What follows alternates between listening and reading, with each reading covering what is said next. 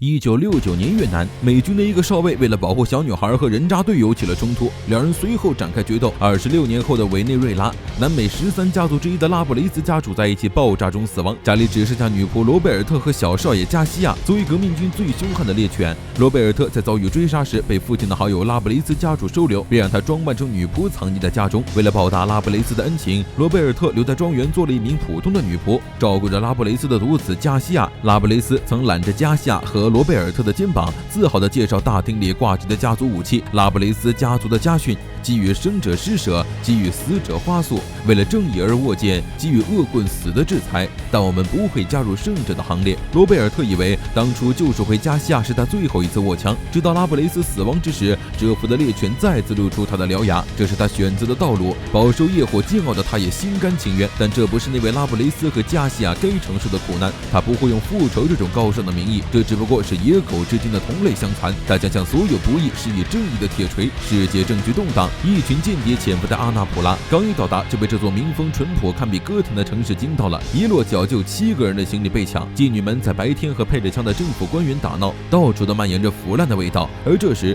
少校在街上发现了一个和这里格格不入的日本商人，一个孩子撞到了他，他并没有反应，而孩子转过巷子将摸到的钱包交给了一个老妇人，而老妇人刚打开钱包就被人抽走了。这座城市没人不认识莱维这张脸和他身后代表的黑胶工会。莱维没好气地收起钱包，抽出50块施舍给他们，而那个被偷的倒霉鬼正是洛克。洛克并不在乎，反正他也用不完，倒不如给那些孤儿。莱维却看得更清，接受洛克施舍的孩子会打更多人钱包的主意，最后的下场只会成为他河里飘着的尸体。洛克总是这样不计后果地去帮助别人，以及在钱包里夹着的照片。莱维将钱包还给洛克，里面装着的正是血血的照片。洛克问莱维相不相信2颗子弹不会射进同一个弹孔。莱维奇怪地看了他一眼，不是1颗2颗的问题，而是潜艇里的骷髅、罗马尼亚的双胞胎、东京黑帮的女儿。为了那些东西，洛克已经将自己的所有东西化为乌有了。无才是这座城市的关键词，把这里当作目的的人实在是太多了。警察叔给黑胶商会打去电话，希望达奇能留心一下奇怪的客人。这已经不是他第一次接到这么奇怪的委托了。城里不知来了些什么人，让整座城市都如临大敌。莱维从莫斯科旅馆那里得到了消息，有人看见女仆上岸，没错，就是为那个拯救被拐少爷在城里大闹过一场的终结者女仆罗贝尔特。这次的事情可算大条了，达奇约了他们在酒吧碰面。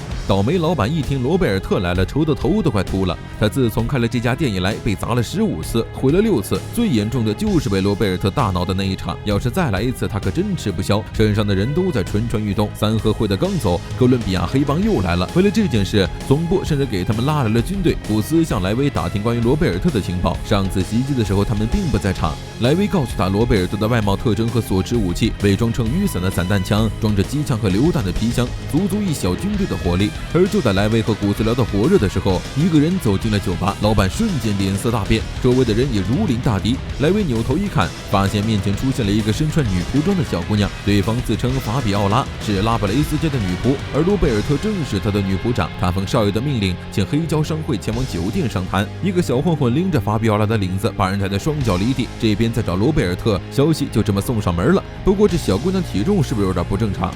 与此同时，贝尼也查到引发着一系列的导火索。去年10月，委内瑞拉新派系党正举行立党仪式的当天，遭到了炸弹袭击，拉布雷斯家族同时被炸身亡。但是他不明白这件事为什么会和这座城市扯上关系。酒吧里，古斯试图威胁法拉带他们去见少爷加西亚。法拉年少老成的叹了口气，脚底弹出一把尖刀，对着拎着他的混混裆部猛踹一脚。混混惨叫一声倒在地上，看得一群人当下一紧，数把枪同时对准了他。古斯派出手下搜法比拉的针，莱维饶有兴致地看着，一边不动声色地将酒瓶往外推。酒瓶落地的瞬间，所有人都被吓了一跳。法拉手一抖，从袖子里掏出2把散弹枪，对着周围一阵扫射。酒吧再次沦为战场。老板一边骂骂咧咧，一边熟练地躲在柜台后面。法拉的身手好到离谱，黑帮的混混完全不是对手。古斯趁着机会疯狂摇人，于是在路上的达奇和贝尼就看见一辆全副武装的汽车越过他们疾驰。2个人就知道到了酒吧肯定没酒喝了，说不定还能收获一个敞篷通风的难民风酒吧。收到女仆处置在酒吧的消息，增援部队直接朝着重机枪对着店内敌我不分一阵乱杀，对手死没死不知道，反正队友肯定都死了。莱维端着酒杯哈哈大笑，法拉不知道从哪儿掏出一把榴弹枪，一炮轰掉2辆装甲车，紧跟着开枪威胁幸存黑帮成员逃走。想要反抗的古斯也被莱维制止。大齐克贝尼赶到的时候，倒霉老板的酒吧再一次被轰成了废墟。哥伦比亚黑帮的行动很快传到了张大哥这里，有连他都无法掌握的人潜入城市，这一点让他非常不快。法拉坐上了黑胶的车前往酒店，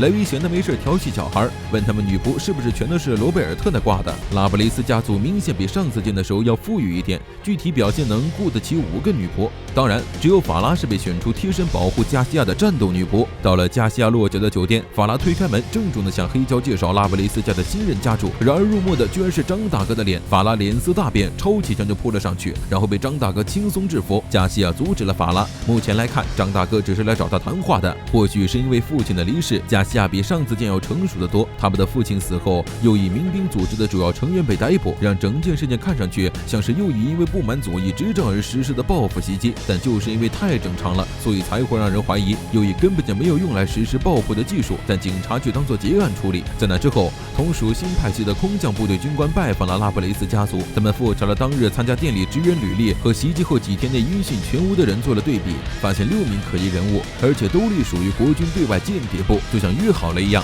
6人同时在事件发生的2个月前辞职，并在炸弹袭击当天同在演讲台周围担任警卫。加西亚又摆出一张照片，是在袭击案发生的半年前，宪兵队在搜查另一起案件时偶然拍下的。照片里最右边的6个人是嫌犯头领马尔克斯，其余的都是外国人。而在看到照片的第2天，罗贝尔特就离开了委内瑞拉。马尔克斯发现有个女仆一直在跟踪自己，他急忙加快脚步甩掉女仆，并给名为文迪斯的人打去电话，但电话另一头响起的就是女仆的声音。罗贝尔特拦在他面前，手里拿着文迪斯的电话。不久之后，阿尔克斯的尸体在被郊外的河边发现，仅凭一张照片就能找到对方。张大哥讽刺不愧有猎犬之名，加西亚难得发了火，罗贝尔特才不是猎犬，而是他的家人。回到主题，处理掉马尔克斯之后，照片里第2个人是美国国家安全局上校西蒙。罗贝尔特同样抓住了西蒙。根据马尔克斯生前供出的情报，那场爆炸就是 NSA 所策划的，他需要知道其他人的下落，即使和整个军方为敌都在所不惜。之后，西蒙的尸体在一起火灾中被发现，而罗贝尔特在这之后订了前往阿拉普拉的车票。而加西亚来一次找黑胶的目的就一目了然了，打其一口拒绝。